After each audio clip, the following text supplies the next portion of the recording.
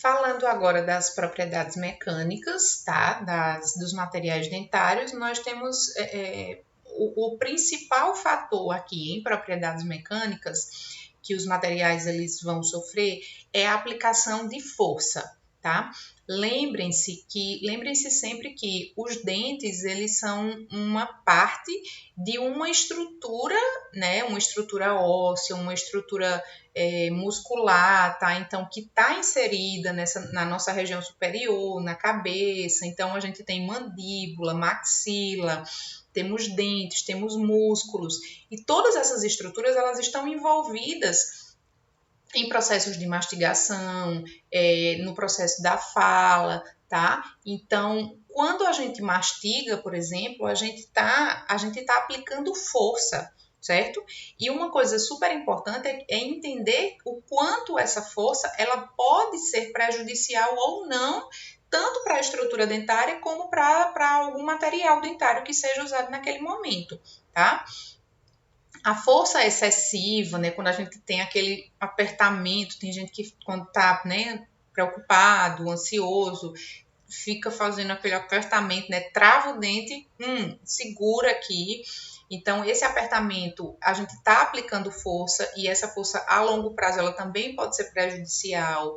Esse apertamento, se as pessoas tiverem restauração, esse apertamento muito forte pode ocasionar fratura das restaurações, tanto o apertamento como o ranger, né?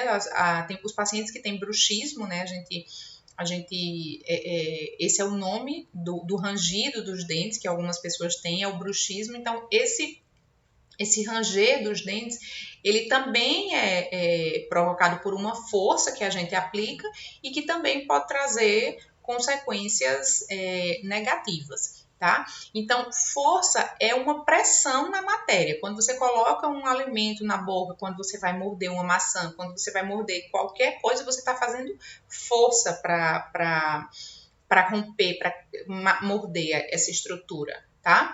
E um adulto, em média, ele tem uma força de 77 quilos na boca. Na hora que ele morde, ele está aplicando uma força de aproximadamente 77 quilos. Isso é muito forte, entendeu? Por isso que vocês vão lembrar, lá em Noções de Primeiros Socorros, quando a gente falou sobre convulsão, uma das coisas que eu falei é que, assim, o paciente que está em convulsão, ele pode ter um espasmo muscular nessa região aqui da boca, né? Essa musculatura, ela pode sofrer um espasmo. E aí, se você tentar colocar a mão ou o dedo na boca da pessoa que está sofrendo a convulsão, vou puxar a língua ou qualquer coisa, se você tentar colocar a mão dentro da boca, a força com que essa pessoa fecha a musculatura, né? A força que ela faz, né, na hora do espasmo muscular é tão grande que pode chegar a cortar o seu dedo. Então, e numa situação de convulsão, a força é ainda maior, né? Porque a pessoa está sofrendo um espasmo, ela está sofrendo uma contração muscular involuntária. Então, a força ainda é maior do que esses 77 quilos aqui aproximadamente, tá? Então, a gente tem que ter muito cuidado, certo? Nessa situação de convulsão.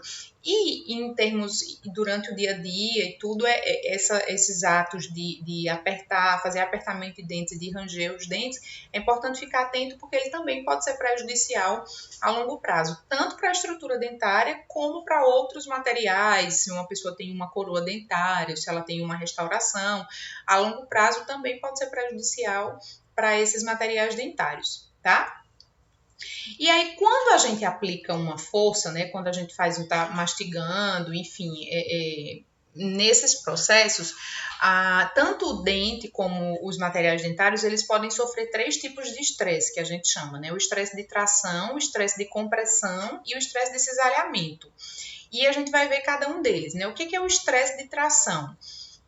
É um estresse que vai esticar o material, que vai puxar e esticar, digamos assim, o material. Esse é um estresse que na cavidade dentária o material ele pode sofrer menos, tá? Porque quando a gente insere o material na cavidade dentária, O que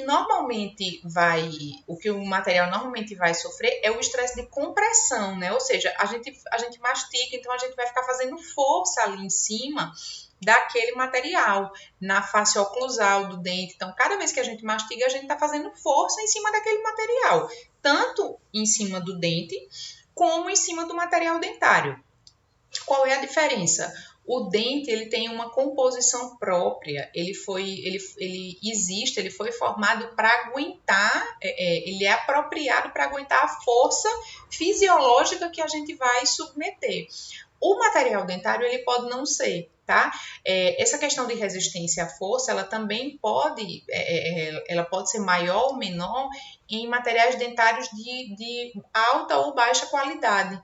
Tá? Então, depende muito também de como a restauração é executada, porque às vezes o material é de boa qualidade, é um excelente material, mas se as etapas da restauração elas não forem adequadamente seguidas, não forem bem executadas, quando a gente coloca força em cima desse material restaurador, ele pode sofrer, ele pode fraturar, ele pode cair, tá? Então, os materiais dentários, eles sofrem esses estresses de tração, de compressão e de cisalhamento. O estresse de cisalhamento é um estresse em que o material ele vai se desgastar, tá? Aí tem a ver mais com quando a gente passa, não só com a força, mas em passar um dente pelo outro, né? O ato de ranger o dente, certo? Quando a gente está executando um movimento de mastigação, não é só um movimento de abrir e fechar, a gente passa um dente pelo outro, né? Os superiores contra os inferiores, eles passam uns contra os outros, e aí o material ele vai sofrer esse estresse de cisalhamento. E ao longo do tempo, né, ao longo prazo, ele também pode desgastar, tá? Então, é aquela situação que quando a gente já pode tem que fazer um link aí. Imagine que um material restaurador provisório, né? Nós temos um material restaurador provisório que já está há muito tempo na cavidade bucal, sob a ação de umidade, passando por aquele processo de solubilidade e ainda está aguentando força. À medida que a gente está na mastigação, ele vai acabar se solubilizando, se desgastando, e aí aquela restauração ela é perdida, vai sendo perdida com mais facilidade, porque além da solubilidade, a gente ainda tem o fato de que o material está sendo submetido a um desgaste durante o processo de mastigação, por exemplo, certo? Então, é importante que o material seja também um material resistente, que seja resistente às forças, né? As forças que vão gerar os estresses de tração, de compressão e estresse de cisalhamento, porque cada um desses tem uma ação específica sobre o material, certo? Para finalizar, no próximo vídeo eu vou falar sobre as propriedades de utilização, tá?